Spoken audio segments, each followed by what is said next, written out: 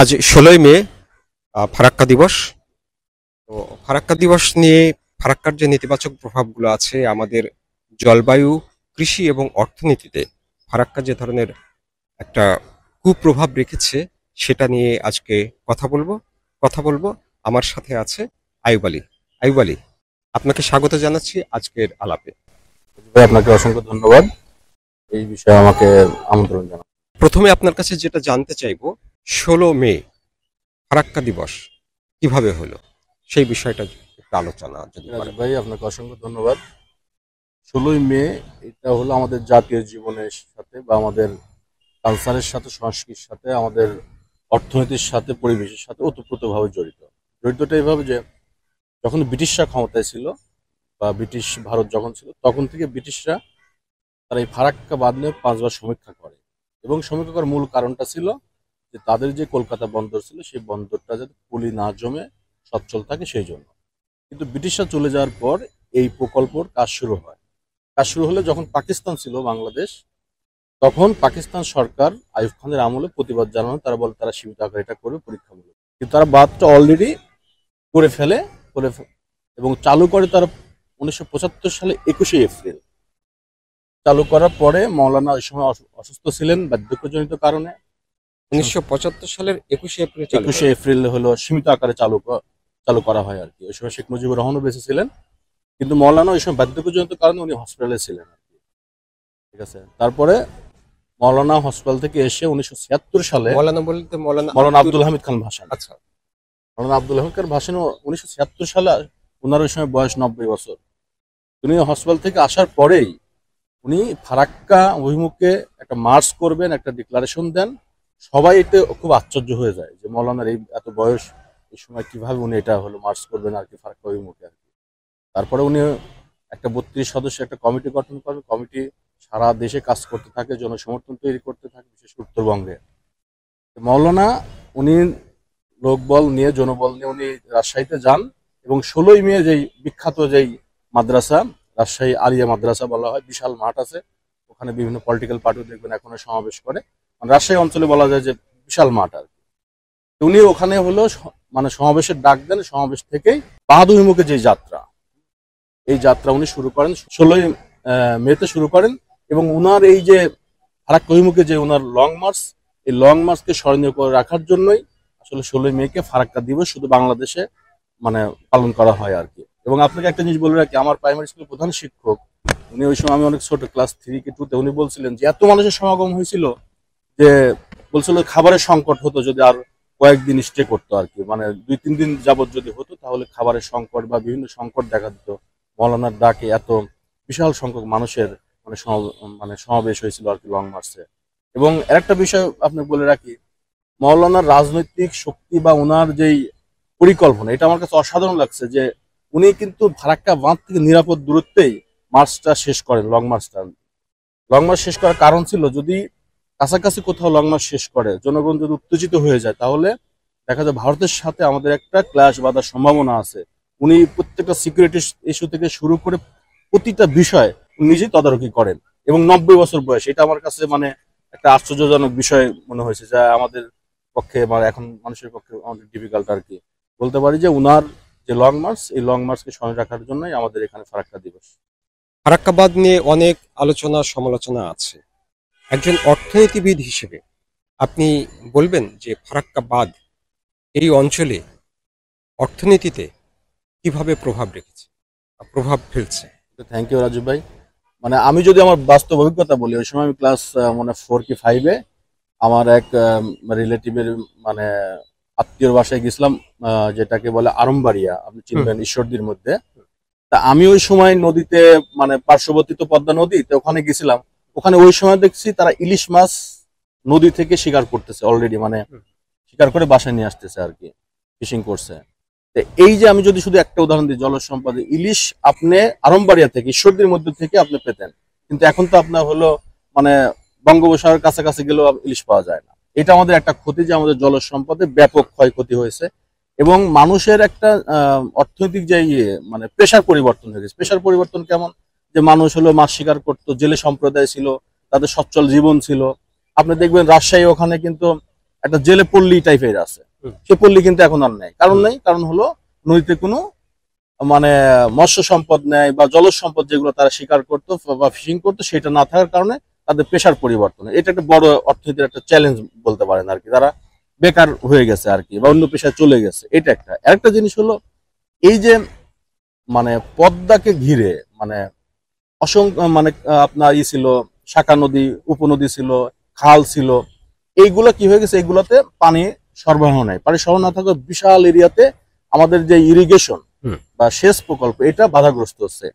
এবং আপনি জানবেন যে ওয়েটল্যান্ডের তুলনায় মানে আপল্যান্ড যেটা থাকে, মানে উঁচু জমিতে কিন্তু সেচ দিয়ে চাষাবাদ করা অনেক কস্টলি, এবং আপনার উৎপাদন খরচ বেড়ে যাবে। উৎপাদন খরচ যখন বেড়ে যায়, তখন কিন্তু মানুষকে অনেক বেশি মূল্য দিয়ে তাকে তার সেই মানে খাদ্যশস্য বা যেটাই পণ্য তাকে সংগ্রহ করতে হয়। মানে এর সাথে আমি একটা যোগ করি, মানে উঁচু ভূমিতে যে কৃষকের জমি আছে, সে তো তার যেহেতু বেড়ে যাবে কস্ট, তো সে তো সাধারণ আরেকজন কৃষকের সাথে যে প্রকৃতি নির্ভর বা সে ন্যাচারালি যে একটু সুবিধাজনক জায়গায় আছে, তার সাথে তো সে উৎপাদন করে পারবে না, তাই না? জি, সেই জি। কৃষকটা তো তাহলে পারে আসলে লুজার হতে ওকে, থাকবে। Thank you. আপনি গুরুত্বপূর্ণ কথা বলছেন। যেমন আমার নিজের একটা গবেষণা আছে, আপনি জানেন আমি ওয়েটল্যান্ড নিয়ে কাজ করছি।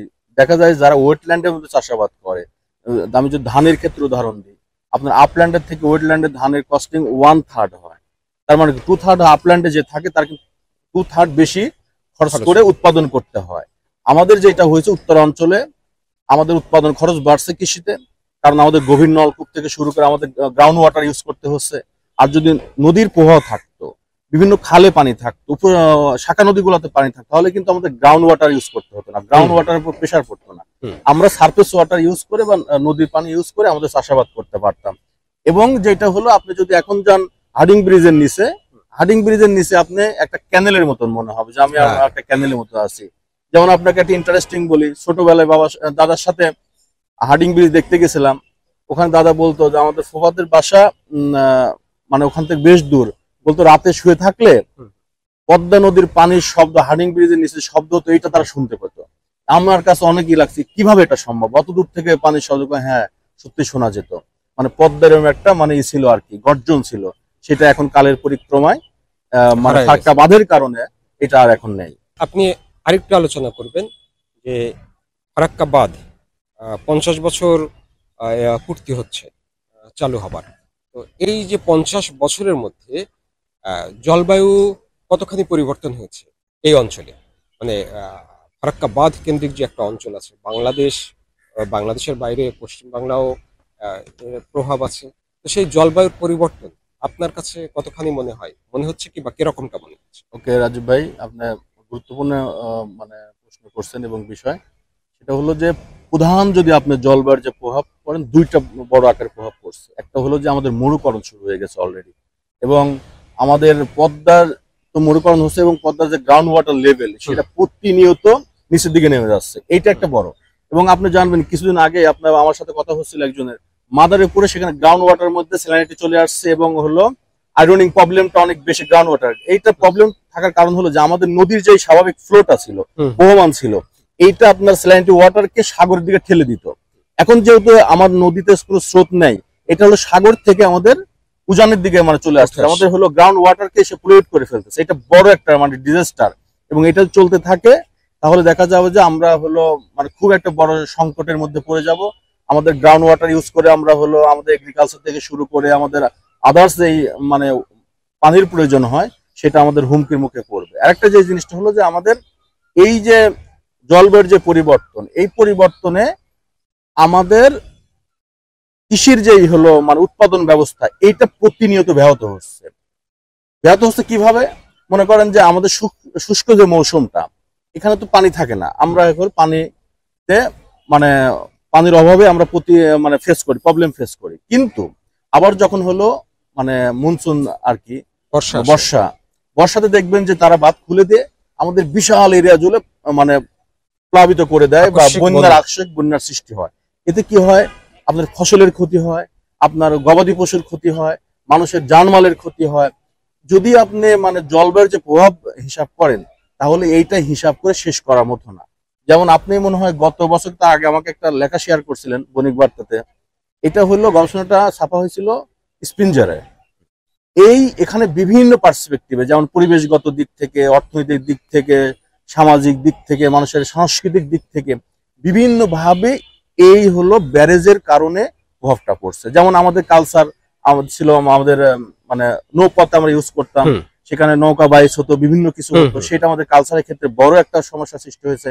আমাদের পরিবহন ব্যবস্থার ক্ষেত্রে যেমন সারাঘাট যেটাকে বলে, আপনি নাম শুনে থাকবেন, এই সারাঘাটে শুনছি বড় বড় হলো জলযান বা নৌযান আসতো, সেটা আমি জন্মের পর কখনো দেখি নাই আর কি।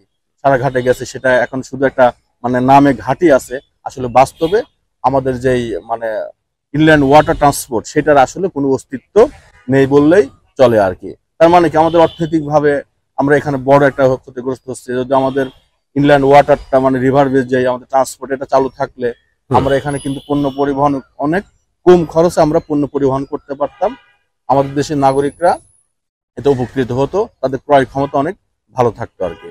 আচ্ছা আচ্ছা, নদীতে যে স্বাভাবিক জল প্রবাহ থাকে সেই জল প্রবাহ কৃত্রিম বাঁধের মধ্যে বাধাগ্রস্ত করার ফলে নিশ্চয়ই মানে জলজ যে প্রাণী আছে, জীববৈচিত্র্য, জীববৈচিত্র্য আছে, সেই জায়গায় নিশ্চয়ই খুব গুরুত্বপূর্ণ একটা প্রভাব, উল্লেখযোগ্য একটা প্রভাব এই ফারাক্কা বাঁধ ফেলেছে।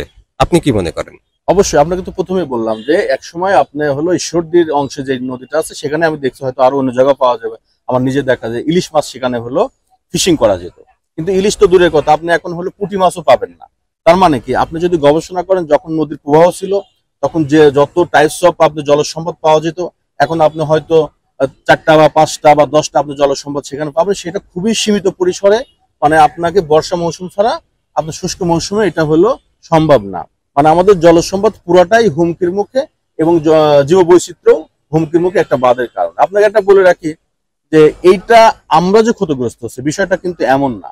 আপনি পশ্চিম বাংলা যেটা হলো বললেন এর আগে, পশ্চিম বাংলা কিন্তু ক্ষতির মুখে পড়তেছে, বিশেষ করে মুর্শিদাবাদ এবং বিহার যে অঞ্চল, এখানে কিন্তু যখন হলো বন্যা আসে তারা কিন্তু বন্যার আকস্মিক যে হলো হঠাৎ করে যে বন্যাটা, এটা কিন্তু তারা হলো শিকার হয় আর কি। এবং ইন্ডিয়ান যেই তাদের চিফ ইঞ্জিনিয়ার ছিলেন কপিল ভট্টাচার্য, উনি কিন্তু এটা নিয়ে ভবিষ্যৎবাণী করছেন যে এই বাঁধটা অ্যাকচুয়ালি ভারত এবং বাংলাদেশ কারোর জন্যই দীর্ঘমেয়াদী খুব ভালো ফল দিবে না। হয়তো এখন ইন্ডিয়া এটা তাদের ইন্টারেস্ট ইউজ করতেছে, বা আপনি যেই কারণে, প্রধান যে লক্ষ্যের কারণে, আপনার কলকাতা পোর্টের কারণে ভাগীরথী এবং হুগলি নদীতে হলো ফিডার ক্যানেল মাধ্যমে সংযুক্ত করা হয়, সেইটাও কিন্তু খুব একটা ফলপ্রসূ না। তাদের কলকাতা পোর্ট কিন্তু খুব মানে ইফেক্টিভ হচ্ছে না। ঠিক আছে, তারা অন্যভাবে এই ওয়াটারটা তাদের এগ্রিকালচার আদার্স ইউজ করতেছে, কিন্তু ফাইনালি এটা ইন্ডিয়ার জন্য খুব লাভবান হবে না। ইন্ডিয়ার বিশাল জনগোষ্ঠী এই বাঁধের প্রভাবে তারা ক্ষতিগ্রস্ত হবে আর কি। ধন্যবাদ আয়ুব ভাই, আপনি আমার অনেকগুলো প্রশ্নের উত্তর দিলেন। আমার মনে হয় যে দর্শকরাও জেনে খুশি হবেন এবং অনেকগুলো তথ্য এখান থেকে জানতে পারবেন। আমরা আজকে আমাদের এই আলোচনা, এই আলাপ এখানে শেষ করছি। আগামীতে নতুন কোনো টপিক নিয়ে আমরা আলোচনা করব। আপনাদের পছন্দের কোনো টপিক থাকলে সেটা কমেন্টস করে জানাতে পারেন। আর আজকের আমাদের এই আলাপ কেমন লাগলো সেটাও নিশ্চয়ই কমেন্ট করে জানাবেন। ভালো থাকবেন সবাই, সবার জন্য থাকলো অনেক শুভকামনা। ধন্যবাদ।